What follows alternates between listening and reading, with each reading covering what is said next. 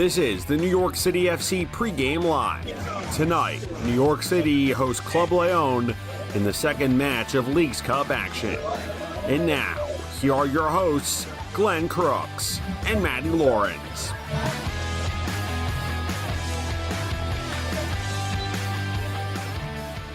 And we're back at Sports Illustrated Stadium, where indeed New York City hoping for a better result than they had at this venue, well, just a few nights ago. It was a Tuesday night. It was part of Phase 1 of the Leagues Cup.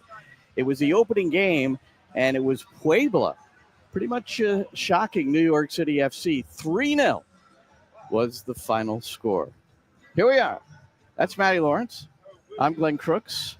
And I don't know who the people are talking in the background that you can hear, but we'll introduce them later if we get their names. And welcome to our NYCFC Pregame Live ahead of our live commentary, which begins tonight at 5:45 Eastern with the pregame show featuring Pascal Janssen. I'm going to play a few clips from that, Matty Lawrence. And before we get into it here, when Matt Freese was at Harvard University, he talked about how, as a team, they did visualization before every game, and he's carried that tradition. This is before tonight's match. We'll talk about the field conditions in a minute. He's on the beach. So this is Matt Freese. This is like over 3 hours before kickoff. So he comes out and check out, puts his feet in that little brown skinned area, and he's visualizing the cross and his footwork. But this is we see this before every game, so I thought I happened to catch him out there, so I hope he doesn't mind me taping him. And this is what he goes through, and it's obviously worked pretty well for him. No? Yeah. Did you ever do visualization, or was that ever? No, I certainly didn't. Because you play golf now, and it's really important in golf. Very you important need to golf, visualize the ball going on the green before you hit it. Not very good at golf, yeah. Yeah, but so that's Freese, and sort of a associated story is that Matt Turner, apparently an agreement with Lyon, but then Lyon immediately loaned him to the New England Revolution of Major League Soccer. So ostensibly, Matt Turner is going to get the minutes that he couldn't get at Forest. He probably wouldn't have gotten at Lyon, and now he's coming back to MLS. And Matt Freese, I don't know if he was visualizing the fact that Matt Turner might get more reps and might be greater competition for him on the U.S. men's national team. But it's interesting that Matt Turner and someone you know quite well, you played for at Hartwick, Carl Reese was his coach up at Fairfield University. Yep. I talked to Carl in Qatar when we knew Turner was the man, and he kind of described the whole thing. So it's sort of a grand circle here that brings Turner back. It's a grand circle for his bank manager and for his bank balance. It is not a grand circle for him in terms of his professional career, because it failed in the 2 seasons. Yes, it was a terrific move to Arsenal, but he didn't play. Then he went to Nottingham Forest and he played a little bit, made some huge mistakes, and he didn't play. Then he went on loan to Crystal Palace and he didn't play. Yeah. Then he was being signed from Nottingham Forest to Lyon. Lyon had agreed $9.1 million, and then they had a lot of financial turmoil and they decided they didn't want him. But they had agreed to already buy him, so the transfer went through, but they immediately got shot of him. So yes, brilliant in terms of, I'm sure he's earned an awful lot of money in Europe. But yes, he is now back to where he started, but on a much lesser level. He's back to Gillette, but not as a number one goalkeeper. And he's going to have to perform very, very well over a number of games to displace somebody like Matt Freese or even Zach Steffen. So yes, I think we know that he's going to be a DP this year, which means he's earning an awful lot of money for a goalkeeper as well at this level in this league. And you're maybe not wasting, but you're using a DP spot on a goalkeeper that normally you don't need to do that. So yeah, he has to perform very, very well, Glenn. That's for certain, to stand any chance of getting back into that number one position for the US men's national team. And he's going to a team that at the moment is 10 points below the playoff line in the Eastern Conference. Now they're in the 11th position. If you finish in the top 9, you get to go to the postseason. But they're well off the mark. And recently it's been an issue. Supporters have put social media posts out as a unit, saying we need to do better, and those sorts of things. And we are both very fond of Caleb Porter from the standpoint of his record since we began to know him on the collegiate level at Akron, and ever since he's won a couple of MLS Cups, one with Portland and one with Columbus. So he is a guy that seems to understand how to win, but it has been a struggle in New England. He absolutely knows how to win. Sometimes, though, managers, players alike go to places and it just doesn't fit. It just doesn't work for them. And it certainly isn't working for him at New England Revolution. He's been given time as well, Glenn, hasn't he? Caleb Porter at New England Revolution. He's been given players as well, as far as I'm aware. He's got rid of lots and brought lots in. So he cannot say he hasn't been given the money, I don't think, or been given the opportunity to bring in his own players. It's just not worked. As you say, 10 points off the playoffs as well. It's going to be very, very difficult for them to get in, especially with that home record, looking at it. 2 wins from 11 games. I inadvertently was running the starting 11 from the last game. We got a note from, I believe, don't worry, that's not the one. In our comments from Kevin Rogers, a faithful viewer, saying, hey, great to see Seymour Reed getting another chance. That is not the case, but we'll give you the official 11 in a few minutes. We have to wait until it's published by the team, and then we will put it out there. And I think one thing that's safe to say, because Pascal Janssen intimated it during our pregame conversation, is that the combination of Nico Fernandez and Maxi Morales, we're going to see that at the beginning of this match for the first time. Here's Pascal as we discussed this earlier. You said something last time we spoke that was interesting to me, because you spoke about he and Maxi Morales on the field together, and you were looking forward to that. Now, there were some thoughts that with him coming in, maybe that would lessen some of the minutes for Maxi Morales as you try to maybe sort out the future number 10 for your program. But indeed, is that your plan going forward, to play those two together as much as possible? It's part of the plan, because we mustn't forget Maxi Morales is a very important player for us, and he's still here. So what happens in the future will happen in the future. Until that moment is there, we as a staff have to figure out also how to play them both and play with one of them. So that is something that is going to happen on training pitches. It's going to happen during games, but 2 big quality players playing together on the pitch, that would be great. But you have to make sure that the rest of the team understands them as well, and that they find their moments and their areas where they can be the best version of themselves. So that is up to us together with them. And game 2 is on, and we'll see what happens tomorrow. Well, they played for 29 minutes together in that crazy game at Dallas 4-3 with Fernandez Murkow assisting Alonso Martinez on the game winner. But Maxi was in the mix of it. In fact, if you go back and watch it, he made a movement kind of to open his body to potentially receive a pass, and that created some space for Fernandez Murkow. And those are the kinds of relationships where you can get a little excited about what might happen in the midfield. Yeah, I think so. And look, tonight, I think that Pascal has to play the best side that he can. I don't know that he's going to do that, but you have to be under that assumption, Glenn, because they need to win, and they need to win by quite a few goals. Otherwise, they don't stand any chance of going through.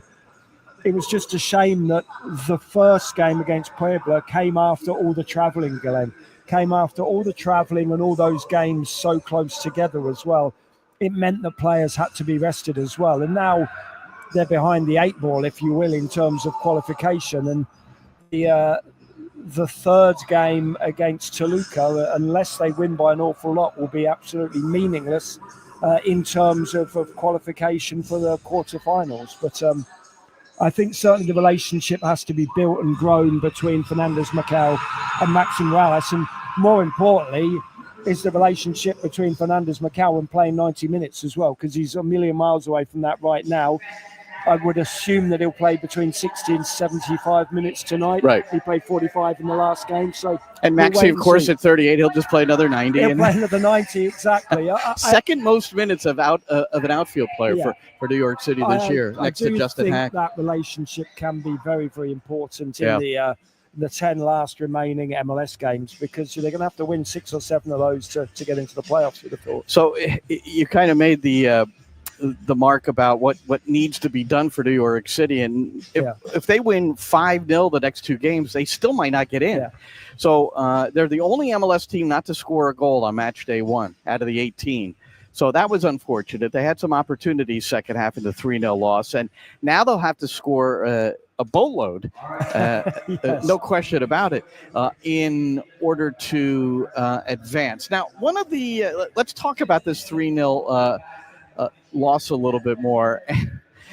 And after the game, the way Pascal put it, he said, "We got smacked." That was his presser during the week. So I spoke to him after the presser and talked about this word "smacked," and then another word came up too, which I thought was interesting because, well, I like street football, number one, but here's Pascal on the 3-0 defeat to Puebla on Tuesday night.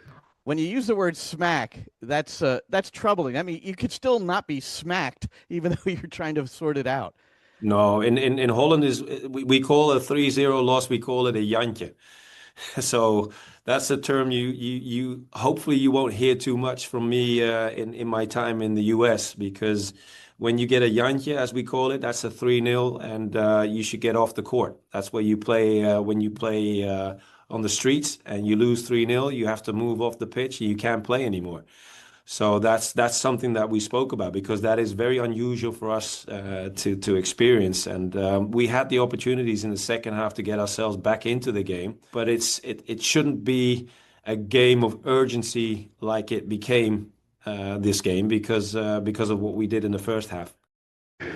So there's Pascal Janssen. So we've learned a new word. Now, I don't know, did you have a word in England if you were getting swamped in your street football games? No, you just get battered or smacked. Something like that. Well, adjectives like that. When you hear Harksey and Miola and Ramos talk about the courts in Harrison where they grew up and competed, it was you played to win, because there were like 20 teams waiting, and it was just winner stays. Yeah, so winner stays. So if you wanted to play, you had to win. Yes, and it makes it very, very difficult to win, doesn't it, for NYCFC when they didn't start playing until they're 2-0 down. Whether it's street football, professional football, football of any ilk, you cannot come out. It felt they were wearing pastel colours, and just it was so weak and so tepid, and that defending for that first corner, Glenn, was really just insipid. And I understand that changes were made, but those players were coming in to prove a point to Pascal that they deserved to be wearing that shirt, whatever colour it be, pastel colour or sky blue, whatever it may be. And nobody really stepped forward, much the opposite for me. The players stepped backwards and proved that Pascal's been right in starting the other players over them. It was really very uninspiring. Puebla aren't a great Mexican team in Liga MX. We know that. We know from their previous seasons. We know from the fact they've only won 1 of 3. We know from the fact they didn't score many goals. And they looked, I don't want to say they looked like world beaters, Glenn, but they certainly deserved that 3-0 win. No question. If you ask me, no question. I know that NYCFC could have had a goal or 2 at the death, but by then it was too late anyway. And one of those players that was trying to get back into form, we remember Micha Ilinic was held out of the squad, and Pascal was pretty coy, but it was between him and the player, and maybe within the team as well. It was not for public consumption, but he was occupied with something which kept him out of the squad. But really, since then, he has not found the mark, and he had a difficult first half. And you'll see Tavon Gray is getting the nod at fullback on the right side for New York City FC. Alonso Martinez is back in for Seymour Reed. Reed, you could understand, is still working his way in at the age of 17 and playing in a position where you get battered. Yeah, and playing against experienced, defenders. Fedorko's a very good defender and marshaled him very well. Seymour Reed's 17 years of age, so it would have been great for him to start to learn what he has to do as a centre forward, Glenn, to make it in this game. And I mean, make it in this game of men's football, not second team football. Right. Yes, it was hard for him. And I think it would have been a great experience for him. And you just have to hope that the coaches will have done. We know the coaches are great here at NYCFC, will have got around him and taken him in and gone through the video, probably maybe not the whole 45 minutes, but certainly lots of the minutes, and shown him how he could have shown up more, and how when the ball's coming into him, this is where you've got to hold it up. That's right. Things like that. And we know that the coaches here are very good at bringing on young players, but that result was a little worrying. Let's be honest. That leads right into this. This is an extended clip. This is about 2.5 minutes, but it's in regard to Agustin Ojeda and Julian Fernandez. And as you'll hear in this, Pascal Janssen, his development of young players throughout his career has really been a trademark. One of the reasons he's here with the New York City Football Club. And if we look at Agustin Ojeda, just to preview this clip, I want to make sure I have this correct. He's got no goals and 1 assist in 1,076 minutes. He's a winger, 20 years old. And the 21-year-old Julian Fernandez has gone 885 minutes without a goal in all competitions, and same with Ojeda. That was all competitions. So here's myself and Pascal, and this is part of the pregame show coming up at 5:45 on the network. Just a really quick story. As a collegiate coach, we would have freshmen come in, and by midseason, we would say, you're still freshmen in the classroom, but you're no longer a freshman on the soccer field. And I'm relaying that to the fact that Agustin Ojeda is 20, Julian Fernandez is 21. When are we going to expect more from them rather than, and I'm not suggesting you do this, but you hear a lot about, well, they're still young, but the product. No, I said not you. I know it's not you, but this is your bailiwick, working with kids this age and getting them to produce. Yeah, it's an interesting one because it's development in a nutshell. Like I said, you won't hear from me that they're still young. They're first team players at NYCFC, and a lot of expectations are there. However, time is time. In order to develop yourself, you need time. You need moments where you can show how much progress you've made. In training is a moment, in games is a moment. But they know for sure they have to become more productive and have more impact on games. And that's what they're working very hard for in order to get that job done and reach that level. And that combined with the expectations that there are, that's the life of a professional soccer player. Yeah, Ojeda in particular.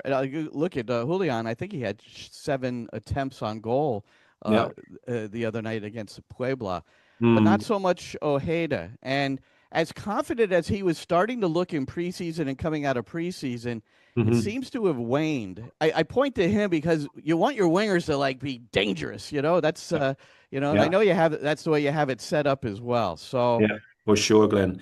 So what I always say, once the wingers get on the ball, or guys like Maxi or Nico Macau, that's when you get to the edge of your seat because you know something is going to happen. And that is the feeling that these guys are trying to get across on pitch as well. But it has happened a few times in a few matches, but that's the problem. That's the issue right there. It has to become way more consistent. And unfortunately, they're not at that level yet, but I have no doubt that we'll get them to that level. And we just have to make sure that we support them, reflect with them, and make sure they get told the truth in order to get to a higher level and have more impact on pitch. Oftentimes, I like what Pascal says right on the end. Right at the end. We need to tell them the truth. Yes. So the truth has been told. Agustin Ojeda is in the 11 tonight. So whatever goes on between those two and the rest of the coaching team, there's a level of, I don't want to say confidence at this point, but they see something in training where they're thinking he's going to unlock this at some point. That's all I can think of here. Yeah, right. And he's got to find that from within, because it isn't a lack of belief from the coaching staff, Glenn. He's been picked so many times. He cannot possibly say, I wasn't given a chance, I wasn't given enough minutes, they didn't believe in me. The coaching staff has full belief in him. And what Pascal said about the forward players, and you've said it at similar times as well, Glenn, when a winger gets on the ball, when it used to be a Ryan Giggs, I used to play with a guy called Paul Eiffel. Every time he got on the ball, they would get on the ball. just the crowd sort of sits up a little bit, moves forward in their seats, and That's right. You just sense something's going to happen. And Ojeda, it just doesn't happen, because very, very rarely do you think the player has the belief that the coaching staff has him. He doesn't have that belief in himself, Glenn.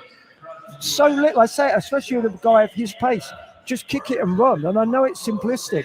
Just dribble to within 2 yards of the fullback, kick it past him and run, because you're inevitably quicker than that defender. That defender's got to turn and chase.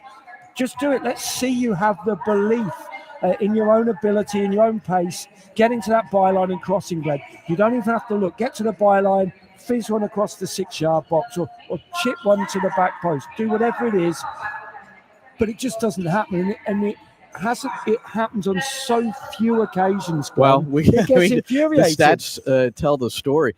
He's got Ojeda now. We're talking about. He has taken only 12 shots, 12 shots attempted, and only 1 shot on goal in all those minutes as an attacking player. So we'll see. He gets another opportunity tonight, and he's got Nico Fernandez-Marcao, a DP, a former DP, Maxi Morales, who's back in the fold, or has been back in the fold, and has been very valuable for New York City in 2025 with 8 assists to lead the team. So we'll see if Ojeda can produce, maybe with that combination helping out as well. One thing we do know is that Monsef Bakrar is officially no longer with the club, and this is the note on social media earlier today from the New York City Football Club. And Bakrar indeed has been transferred to Dinamo Zagreb. That had been reported for really the last couple of weeks. He was not on the Leagues Cup roster at all. He was not in the squad for the final road game of that 4-game road trip.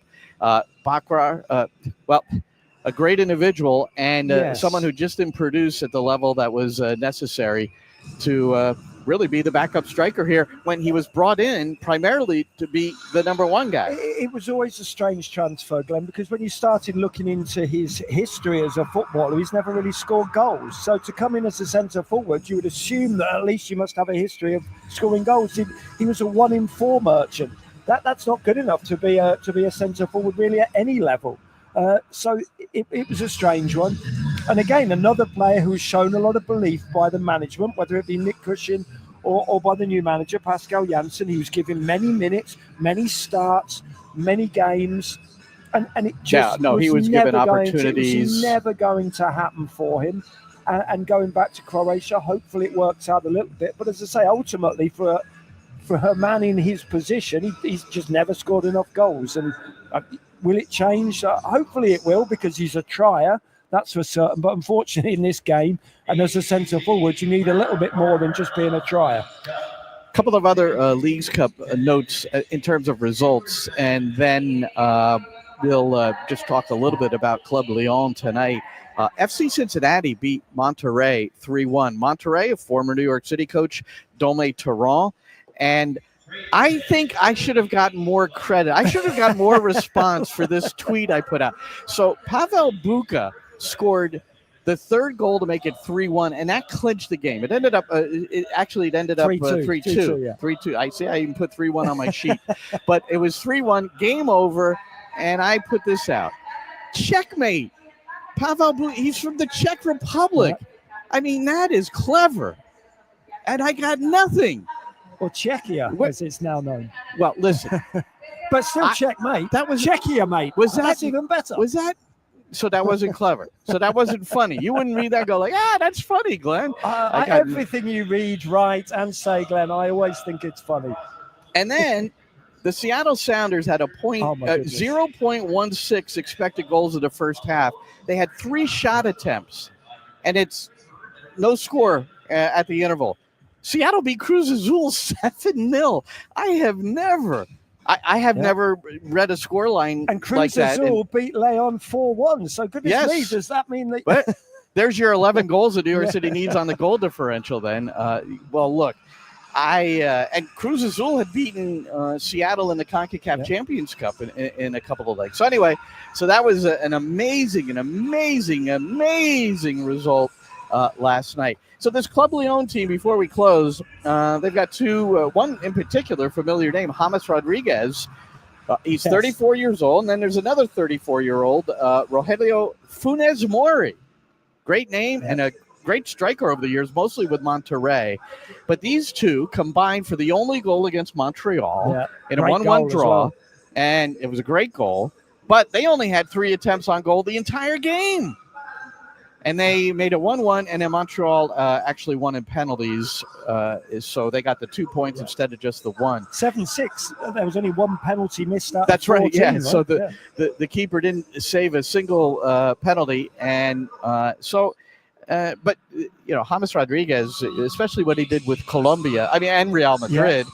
He's a guy that we've enjoyed watching over the years. He's a wonderful player. The only problem is it's never quite worked out for him anyway. This is his 9th country. Mexico is his 9th country he's played in.